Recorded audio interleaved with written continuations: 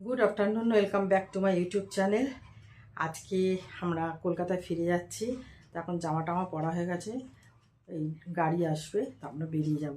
তা চলো এয়ারপোর্টে গিয়ে দেখা হচ্ছে। গাড়ি এসে গেছে, এখন আমাদের সব ঢোকানো হচ্ছে।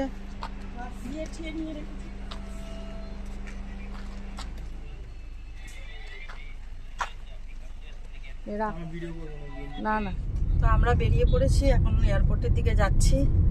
মনটা ভীষণই খারাপ লাগছে, ছেলেটা একা হয়ে গেল, কি আর করা যাবে।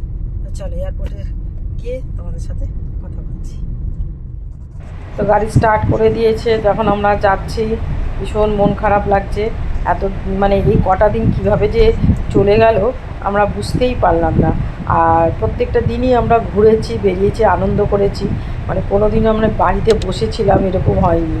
তার জন্য আরও বেশি মনটা খারাপ লাগছে। সবথেকে বেশি খারাপ লাগছে ছেলেটার জন্য, খালি মামা করে। তো যাই হোক, এরকমই জীবন, কিচ্ছু করার নেই। তো আর এদিকে সূর্যটা দেখো কি সুন্দর লাগছে দেখতে, মনে হচ্ছে যেন আমার সাথে সাথে সূর্য চলেছে। তো যাই হোক, আস্তে আস্তে আমরা এখন এয়ারপোর্টের দিকে পৌঁছে যাব। তো আমরা এখন এয়ারপোর্টে পৌঁছে গেছি। তো আমার বোন আগে আগে যাচ্ছে, আমি পেছনে পেছনে যাচ্ছি। এটা হচ্ছে টার্মিনাল 2।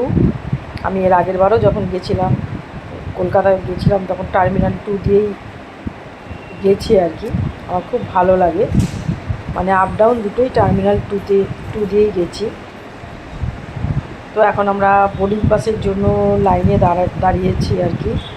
তো বোন গিয়ে আগে আগে দাঁড়াচ্ছে, আমি আস্তে আস্তে করে যাচ্ছি। আর আমার এমনিতেও ভীষণ পাটা ব্যথা করছে। তো যাই হোক, এখন বোর্ডিং পাসটা নিয়ে বসবো, কিছুটা সময় আছে হাতে। তো তার জন্য আমরা একটু লাউঞ্জে বসে তারপরে যাব আর কি। আর দেখো কি সুন্দর এয়ারপোর্টটা, তোমাদের আগেও আমি দেখিয়েছি। তো আমরা পৌঁছে গেছি লাউঞ্জে। তো আমি বসে আছি, কারণ এখানে ব্যাগ ট্যাগগুলো রয়েছে, তো তার জন্য দেখো কি সুন্দর লাউঞ্জটা, খুব সুন্দর। লাস্ট আমরা এয়ারপোর্টে এসে পৌঁছেছি। ঢোকার সময় মানে লাগেজের সময় একটু প্রবলেম হয়েছিল, তো এখন মোটামুটি ঠিকঠাক হয়ে গেছে সব। এখন এসে আমরা একটু লাউঞ্জে বসেছি, এখানে একটু চা কফি এসব খাবো, কারণ আমাদের ফ্লাইটে টাইম এখনও অনেকটাই আছে। তো তার জন্য আমরা এখানে এসেছি, বসে খেয়ে তারপরে দেখবো আর কি। চলো ফ্লাইটে গিয়ে দেখা যাচ্ছে।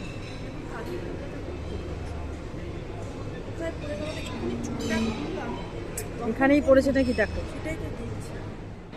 তো খাবার নিয়ে এলাম, আমিও নিয়ে এসেছি, আমার বোনও নিয়ে এসছে। তো একটু রাইস নিয়েছি, কোনো ভেজ নিয়েছি, ননভেজ কিছু নেইনি। এবার একটু পাঁপড় নিয়েছি, একটু কর্নের একটা সবজি নিয়েছি, এইসব নিয়ে খাচ্ছি আর কি। তো খাবারগুলো ভালোই ছিল, খুব টেস্টি ছিল খাবারগুলো। আর এটা শেষ হওয়ার পর তারপরে আমি একটু সুইটস নিয়ে আসবো, একটু ফ্রুটস নিয়ে আসবো, আর আমি নিয়ে আসবো 1 কাপ চা। আমার চায়ের কোনো বারণ নেই, আমি যখন তখনই চা খেতে পারি। তো রাইস খাওয়ার পর একটু চা খাবো। এখন আমরা ঢুকছি।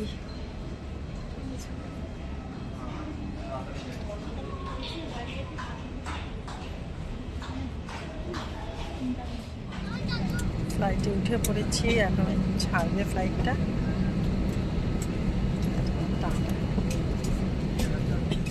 সবাই যার যার মতো বসে পড়েছে তাদের সিটে। তো এখন ফ্লাইট ছেড়েও দিয়েছে। তো অ্যাট লাস্ট আমরা কলকাতায় ল্যান্ড করছি। আর দেখো, আমি জাস্ট উইন্ডো দিয়ে আমি পুরো কলকাতা শহরটাকে তুলেছি। কি সুন্দর লাগছে দেখো, চিকচিক করছে, ভীষণ ভালো লাগছে দেখতে। আর সত্যি কথা বলবো, আরেকবারও তোমাদের বলছি যে সত্যি আমি এখন ল্যান্ড করছি বটে, কিন্তু আমার সত্যিই মনটা খারাপ লাগছে। কিছু করার নেই, কী আর করবো। তো যাই হোক, আস্তে আস্তে আমরা নিচে নামবো। এখানে তো কিছুক্ষণ সময় লাগবে, তারপরে আস্তে আস্তে বাড়ি ফিরবো। বাড়ি ফিরতে ফিরতে তোমার এই 1-1:30 হয়তো বাজবে। তো যাই হোক, আমরা ল্যান্ড করে গেছি, নেমেও গেছি। দেখো এখন সুটকেসের জন্য দাঁড়িয়ে আছি। তো অ্যাট লাস্ট আমরা সুটকেস নিয়ে নিয়েছি। তো আমার বোন আগে আগে যাচ্ছে, আমি পেছনে পেছনে যাচ্ছি। আসলে আমি একটু টয়লেটে গেছিলাম, তার জন্য একটু লেট হলো আর কি। তো যাই এখন বেরিয়ে। গাড়িতে উঠে পড়েছি। বাড়ি ফিরছি আমরা মা ফ্লাইওভার দিয়ে। বল, ব্যাস আমাদের জার্নি শেষ। আমরা এখন নিজেদের গন্তব্যে ফিরছি, যার যার বাড়ি। ব্যাস হয়ে গেল, ব্যাক টু প্যাভিলিয়ন। চলো, এই যে বোন চলে গেল, এখন আমি যাচ্ছি বাড়িতে। চলো ঢুকে পড়ছি, চলুন দাদা। হ্যাঁ দেখো কটা বাজে, 2:10। এই কিছুক্ষণ আগে 1:30টার সময় বাড়িতে ঢুকেছি। তো এই ঢুকে এই জামা টামা পরে আমার ভালো লাগছে না গো, শরীরটা খুব টায়ার্ড। তো প্লেনটা ছেড়েছেও একটু লেট করে, কিন্তু একটু আগে ছাড়লে, যেই টাইমটা ছিল সেই টাইমটায় ছাড়লে তার একটু আগে পৌঁছে যেতাম। তো যাই হোক, এখন ঘুমাবো, আর পাচ্ছি না। চলো, গুড নাইট, টাটা। আর এদিকে আমার বোন বাড়ি পৌঁছে দেখো বিড়াল নিয়ে শুয়ে আছে।